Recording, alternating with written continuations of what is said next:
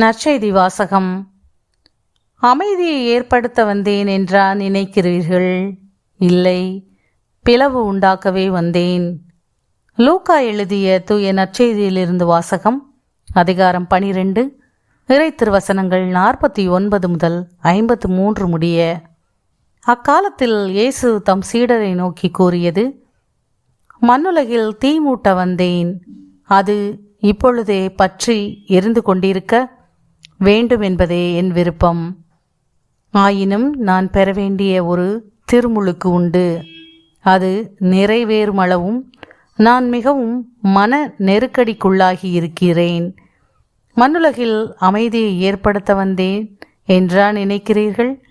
இல்லை, பிளவு உண்டாக்கவே வந்தேன் என உங்களுக்கு சொல்கிறேன்.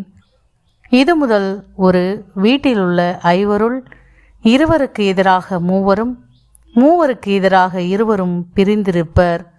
தந்தை மகனுக்கும், மகன் தந்தைக்கும், தாய் மகளுக்கும், மகள் தாய்க்கும், மாமியார் தன் மருமகளுக்கும், மருமகள் மாமியாருக்கும் எதிராக பிரிந்திருப்பர்.